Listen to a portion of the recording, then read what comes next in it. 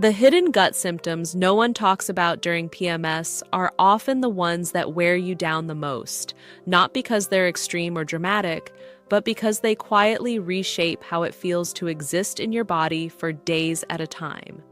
They live beneath the surface of what's usually discussed. They don't always look like obvious bloating or sharp pain.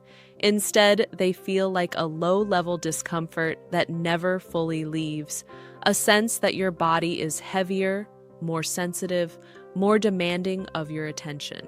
And because these symptoms don't fit neatly into a category, many women end up blaming themselves instead of understanding what's actually happening. PMS is often described in simple terms: mood swings, cravings, irritability, bloating, cramps. But this narrow framing leaves out an entire internal experience that many women live with every single cycle. An experience where the gut becomes more reactive, more emotionally charged, more present, where digestion stops being automatic and starts feeling like work, where the body feels harder to inhabit, even if nothing looks obviously wrong from the outside. One of the most common hidden gut symptoms during PMS is a constant sense of digestive unease. Not pain, not nausea, not bloating that you can clearly point to, but a background discomfort that makes everything feel slightly off. Eating doesn't feel the same, hunger cues feel confusing, fullness feels uncomfortable instead of satisfying. You might eat something familiar and still feel unsettled afterward, like your gut is on edge for no clear reason. This can slowly turn meals into a source of tension rather than nourishment. This unease is often paired with heightened bodily awareness. During PMS, many women become acutely aware of every sensation in their abdomen. Every movement, every sound, every shift feels amplified. Digestion becomes loud in your awareness, even if it hasn't objectively changed. This hyper-awareness can be exhausting. It pulls your attention inward, making it hard to relax or fully engage with your day. And because we're taught to ignore our bodies unless something is seriously wrong, this level of awareness can feel alarming instead of informative. Another symptom that rarely gets named is the feeling of internal pressure. Not bloating that necessarily shows up in the mirror, but pressure you feel from the inside out. Your abdomen feels tight, full, crowded. Sitting for long periods feels uncomfortable. Certain postures feel restrictive. Clothes that usually feel fine suddenly feel intolerable. Even breathing deeply into your belly can feel difficult, like there's no room. This pressure is often driven by fluid retention, hormonal shifts, and slowed digestion that reduce physical space inside the abdomen. But because it's not always visible, it's easy to doubt yourself and assume you're overreacting. Digestive unpredictability is another hidden struggle. During PMS, your gut may feel unreliable. One day, digestion feels slow, backed up, heavy. The next day, it's urgent, loose, or reactive. Sometimes both happen in the same day. This inconsistency can be deeply unsettling, especially if you rely on routine to feel safe. It can make you anxious about eating, leaving the house, or trusting your body in social situations. You might find yourself planning your day around your gut, even if you don't consciously realize it. This unpredictability isn't random. During the luteal phase, progesterone slows gut motility. As hormone levels begin to drop before menstruation, motility can suddenly increase. The gut is constantly adjusting to a shifting hormonal environment. But without this context, it feels like your body is betraying you. With context, it becomes a pattern rather than a personal failure. Low-grade nausea is another symptom many women experience during PMS but rarely talk about. Not intense nausea, not vomiting, just a subtle queasiness that lingers. It might show up in the morning, after eating, or seemingly out of nowhere. This kind of nausea is often tied to hormonal fluctuations, blood sugar sensitivity, and nervous system reactivity. Because it doesn't have a clear trigger, it's easy to dismiss, even though it affects how you eat, move, and feel throughout the day. Gut-related fatigue is another quiet but powerful symptom, not just feeling tired, but feeling like digestion itself is draining. Eating feels effortful, processing food feels like work, The body feels like it's using a lot of energy just to maintain baseline function. This can create guilt. You might wonder why you feel so unmotivated or sluggish when you're not doing anything wrong. But internally, your body is navigating a hormonally demanding phase that requires more resources than usual. One of the most emotionally charged hidden symptoms is how physical gut sensations take on emotional weight during PMS. A bit of bloating can trigger shame. Digestive noises can feel embarrassing. Fullness can feel like failure. These reactions aren't superficial. Hormonal shifts affect emotional regulation and self-perception. Sensations that felt neutral earlier in the cycle now feel personal. The body becomes a mirror for emotional vulnerability. This is where identity enters the picture. During PMS, many women feel less like themselves. Confidence dips, self-trust weakens, patience thins.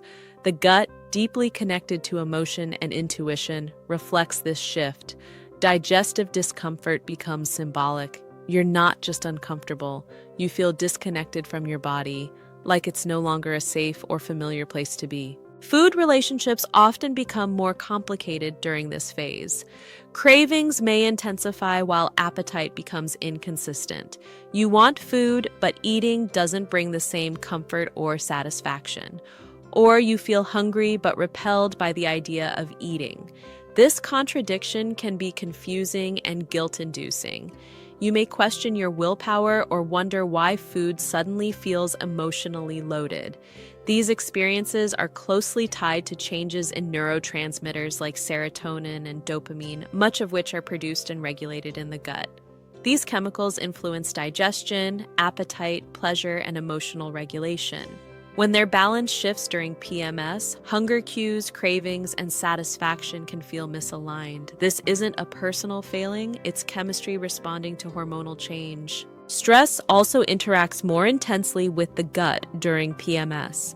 The stress-gut loop tightens.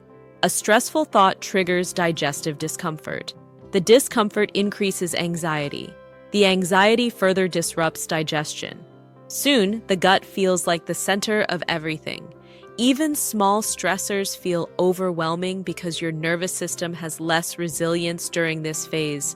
The body is more reactive, not weaker. Another hidden symptom is abdominal guarding. Many women unconsciously hold tension in their stomach during PMS, pulling the belly in, bracing against sensation, protecting the area without realizing it. This tension limits breathing, reduces blood flow to the digestive organs, and can worsen symptoms.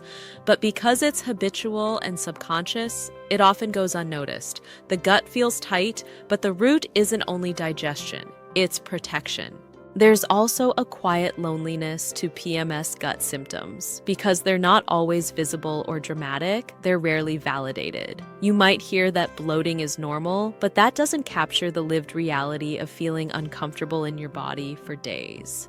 The mental load of monitoring symptoms, adjusting plans, and pushing through while feeling off can be exhausting. And because so many women experience this silently, it can feel isolating. What makes all of this heavier is the instinct to fix it. When symptoms appear, the immediate response is often control. Restrict food, push through, override signals. But PMS is a phase of heightened sensitivity and reduced tolerance. Control often backfires. The body isn't asking to be managed more tightly, it's asking to be met differently. These hidden gut symptoms don't mean your digestion is broken.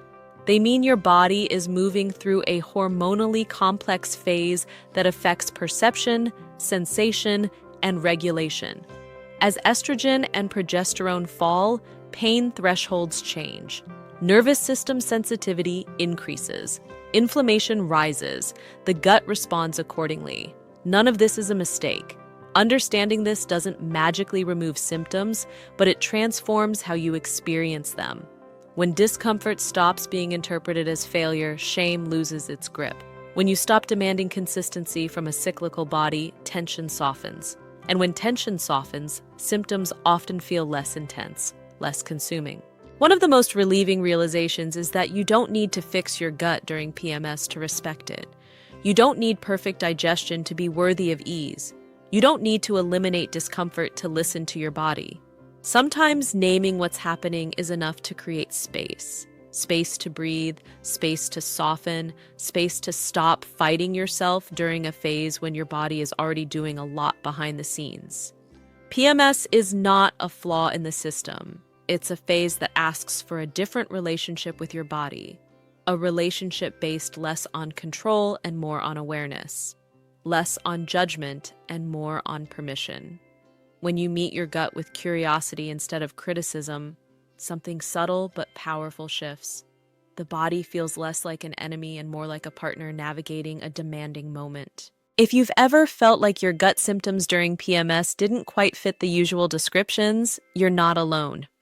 Many women live with these hidden sensations without language for them, quietly assuming they're the only ones experiencing it this way. Sharing your experience in the comments can help break that silence and remind others that their bodies aren't failing them. And if this conversation brings you even a small sense of relief or understanding, liking the video and subscribing helps keep these kinds of honest, nuanced discussions alive. Because the more we name these experiences, the less power shame has over them. Your gut during PMS isn't being dramatic. It's responding to a complex internal shift in the most honest way it knows how. And sometimes the most healing thing isn't fixing the body, but finally understanding what it's been trying to tell you all along.